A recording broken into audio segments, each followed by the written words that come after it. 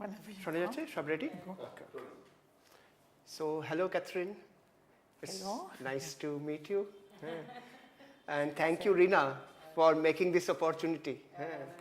It's a wonderful occasion to have a very informal chat with Catherine, and particularly since I was going through the video recording of your talk at Delhi Raza Foundation, and that's the first time I was listening to you.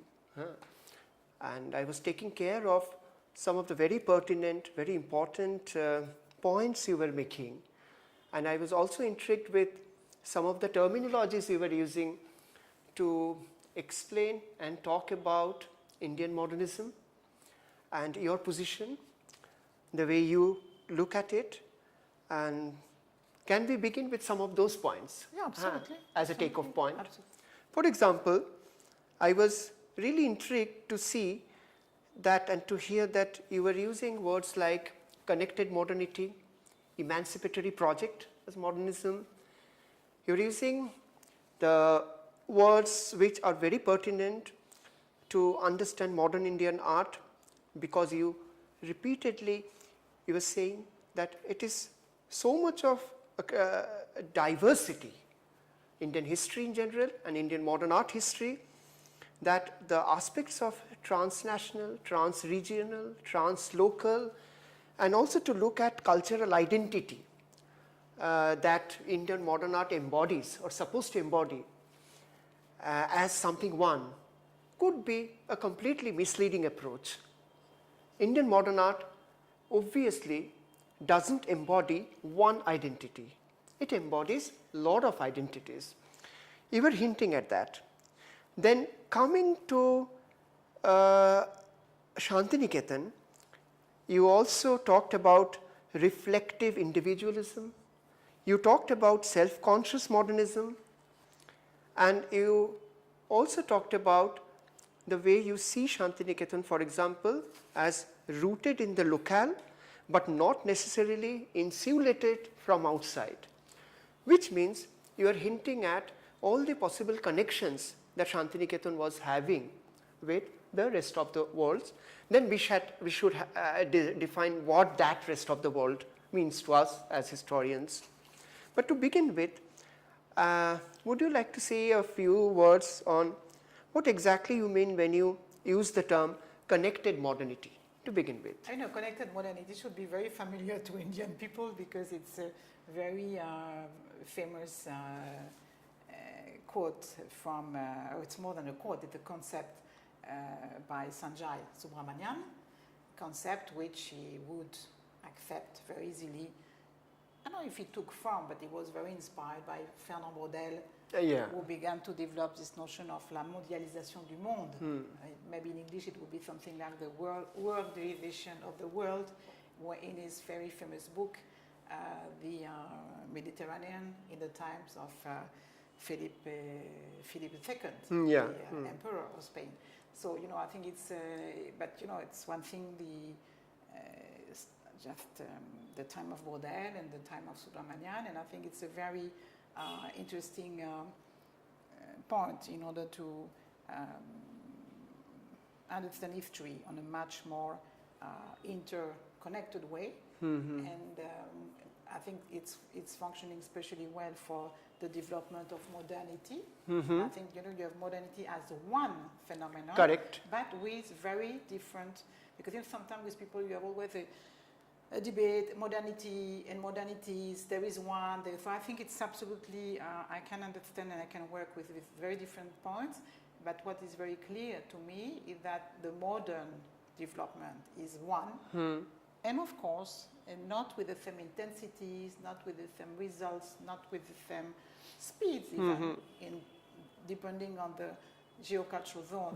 Exactly. And meaning that, when we would like to discuss with young students, you could say that modernity is a very big house with many rooms.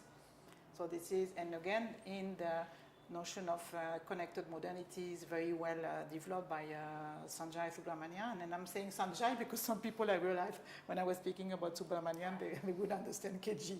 I'm saying about Sanjay for this notion of connected modernities. I think it's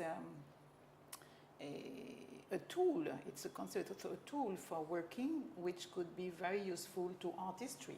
And it seems to me that certain number of art critics and even more cultural critics, because I think these days we have to deal more with cultural critics. Some probably are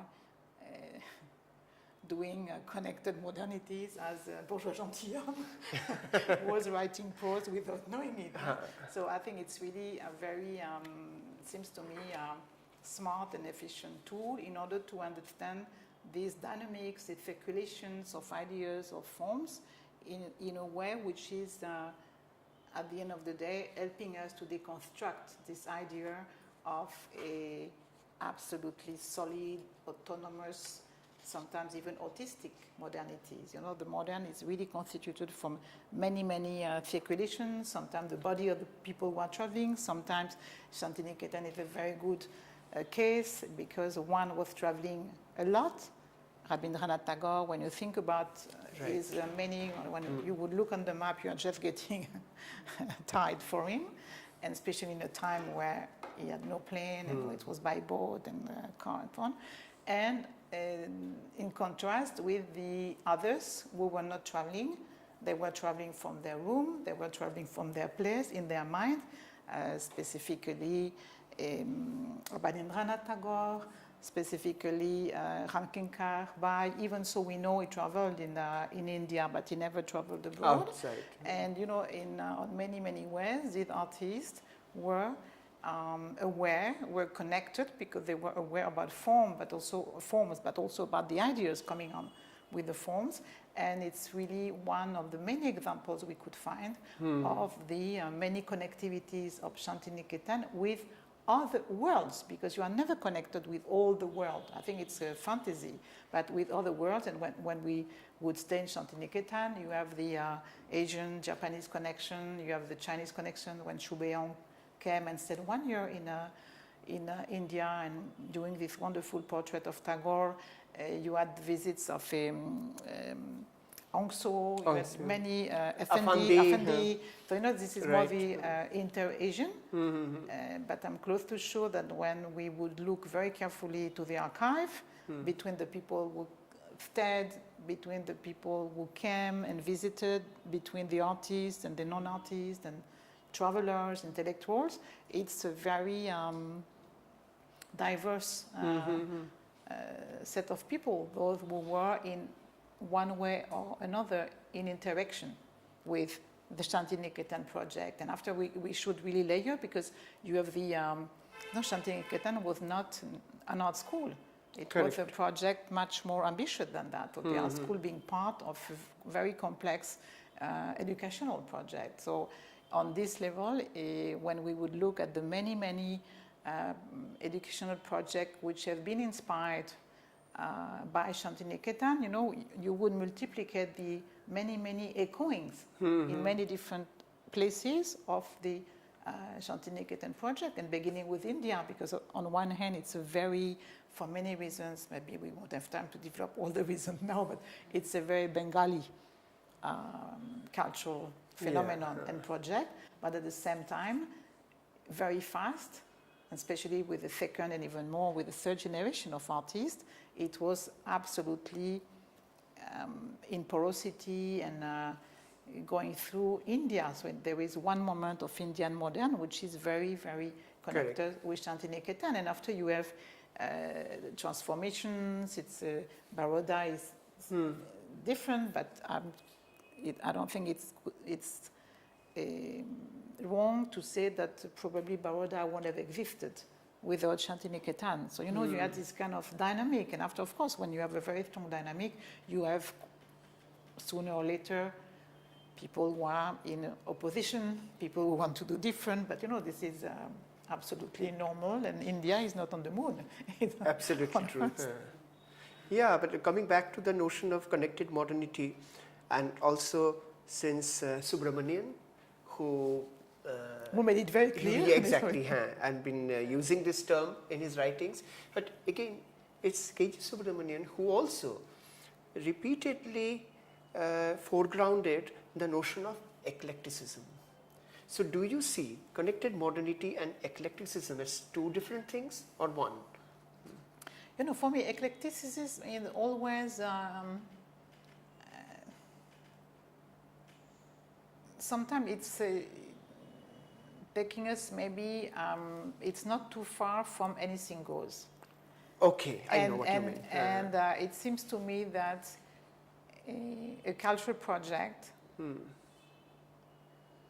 and I'm very careful because in the case of India you have also a national project, but I think it does not to be, we shouldn't restrain the history of Indian modern to national project because it's more complicated than that. And you know, you don't have to be a genius for understanding that when the issue is the liberation, emancipation of such a big country, it can be without affecting the cultural dispositive and what people are thinking, doing, and so on and so forth. But you know, you have after many different expressions. But when it comes to, I wouldn't say eclecticism, I would say the diversity. Because you know, eclecticism, it's a diversity which is going in a way that you don't see any point, any common. And in many of the artists, and maybe the first, the moment where you see such diversity, when it's obvious, it's and it becomes public because it's circulated, because it's announced, because there is a kind of statement. It's with the progressist, 47. And when you look one by one, and especially not only what they were doing in 47, but even more, of course, what they developed after, and also what they developed quite soon after the dissolving. There was nothing violent, but the group dissolved. If you are following one by one, the projects are very different. I mean, you know, especially think about, you don't see, I don't think you have so many examples in any geocultural or national modern art development of personalities for my project which are so different. Let's take the most obviously different.